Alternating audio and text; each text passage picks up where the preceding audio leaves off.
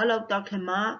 My name is Bien Tam, an online mature age student from Metro area.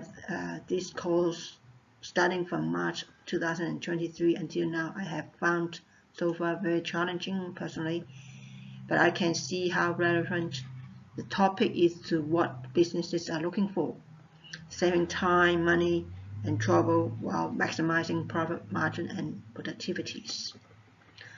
The learning journey is comparable to other courses I have done before. Attending online weekly classes, planning and organizing myself ahead of time for all 3 assignments, following up on weekly lab exercises, and finally keeping in touch with the lecturer for questions and query either by email or live chats. The way I completed weekly lab exercise was by planning things ahead of time, organizing my workload, and coordinating all required efforts, so that I could tell how to bring all bits and pieces together as one whole piece, as coherently and seamlessly as possible. And there are 4 major challenges. Understanding programming language, syntax, and the logic behind the codes are the most difficult. Are the most difficult part, I reckon. Secondly, some lab instructions and screenshots are either outdated or very difficult to follow or interpret. The wordings are not clear. There are also tough technical questions such as the differences among data mining methods, ANN architectures, sentiment analysis, and using SAS functions. Finally, getting used to the SAS and Tableau user interfaces. And the workspace and environments take time and effort before you can understand how to navigate different sections and how to find and store items. There are 4 major methods I use to solve the problems. Firstly, study the questions and instructions carefully and repeatedly in order to work out the answers. Secondly, I research on tough questions online in order to find answers outside the lecture contents or notes. And also, I ask lecturer directly by screenshots and emails and online chats from time to time. Last but not least, stop for a while, come back later, allowing me to think twice, spot errors, as well as pray and ask God.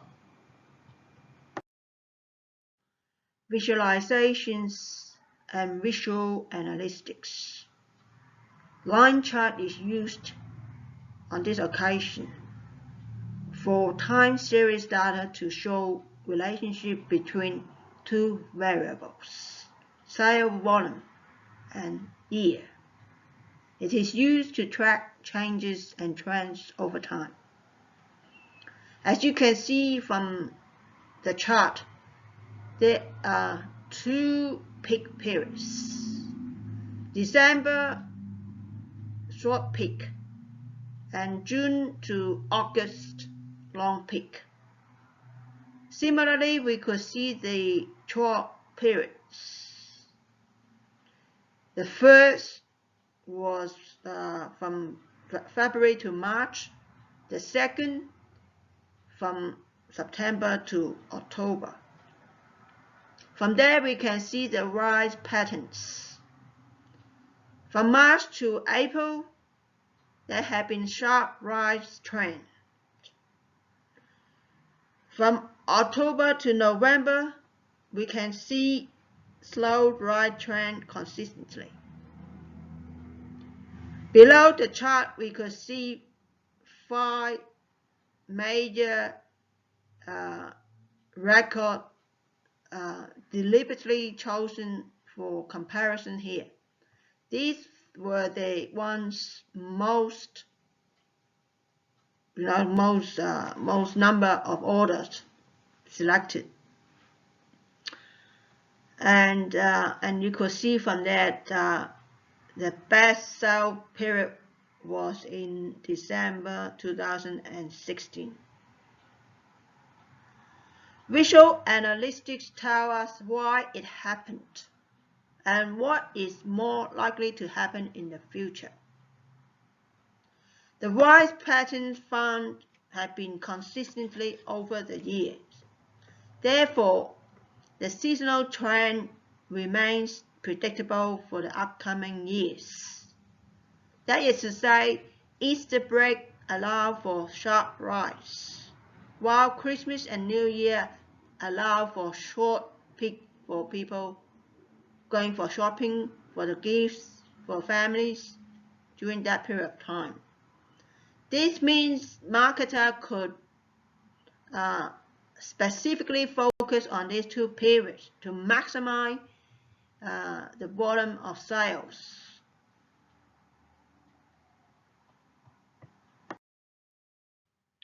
My major learning out of this is about automation. Firstly, some business processes can be automated or streamlined for optimization and maximize efficiency, especially something such as simple, straightforward, rule-based or routine-based decisions. Some processes may be semi-automated and require building advanced model for continuous improvement over time.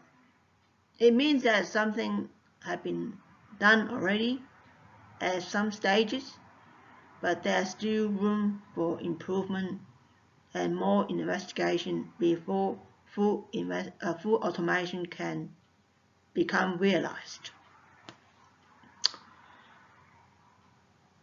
Some are simply not viable from cost per input and ROI, return on investment perspectives, most critically for large-scale decision-making.